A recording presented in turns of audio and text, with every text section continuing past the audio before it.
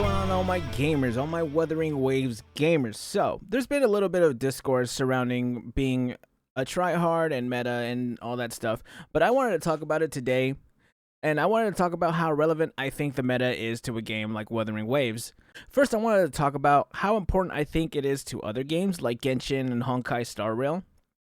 For Genshin Impact, the meta might as well not even exist. It might as well just be literally pick anything or Dendro, of course, because it really is just that unimportant to try to get like really good characters and stuff like that. It's a very super casual game, so you can pretty much just build everyone. You can literally not even get a single 5-star, and I'm pretty sure you can get through most of the game, and especially the end game. I think it doesn't really matter to get top tier characters when it comes to the end game content singular. There is only one until Imaginarium Theater, and even then, that will be repeating. I don't know how hard that mode is.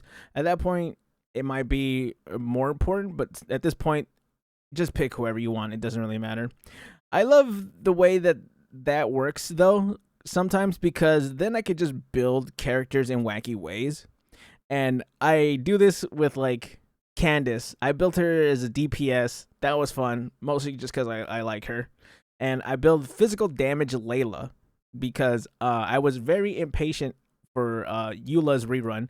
She hadn't come out at the time, and I got her now, in case you were wondering. But now when it comes to Honkai Star Rail, it gets a little bit more tricky because I feel like every part of, like, building a character and all that is a little bit more restrictive. Like, you don't really have the freedom to do whatever you want and build characters in a wacky way and do fun things that will, make characters off meta or do them in different ways.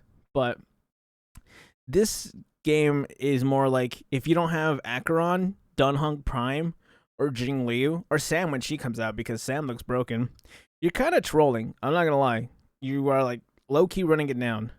But tryharding and spreadsheeting in that game is almost, like, necessary, especially for the late game, like Pure Fiction, Swarm Disaster, and Golden Gears. So if your team is not up to par, you can't just be silly and try to meme your way out of it, because you will die, and it really sucks. Like, I can't get through Pure Fiction all the way through. It sucks, dude.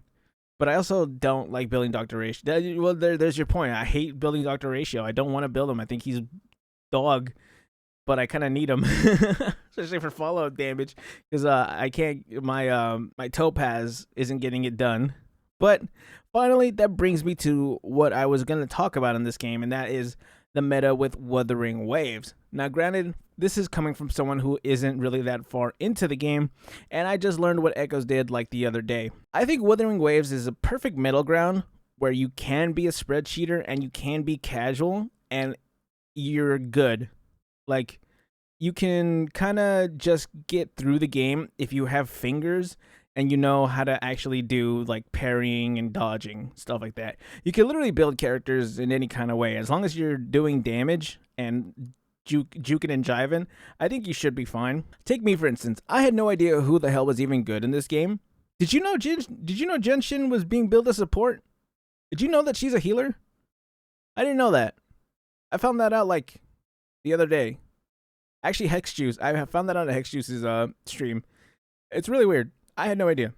I run my team with Chisha, Genshin, and Taochi, and that is for, like, 3 simple reasons. That's because Tomboy, Cute Fist Fighter, and Mammoth Milkers. So, yeah, that's why I have my team. A lot of the game, you can even, like, cheese. Like, early in the game, I was, like, level 11. My characters were maybe level... Yeah, I think they were level 11, and I fought a level 45 monster.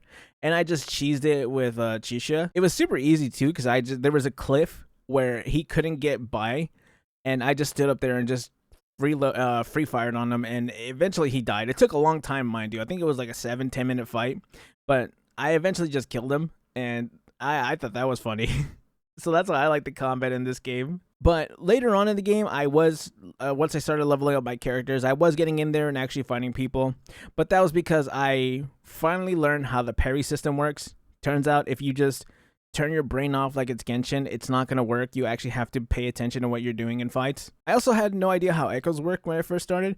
I have kind of an idea now, but I know people have all these, like, ideas of how you should be doing them, and like efficient farming. I don't know any of that. I just kind of get in there and have fun.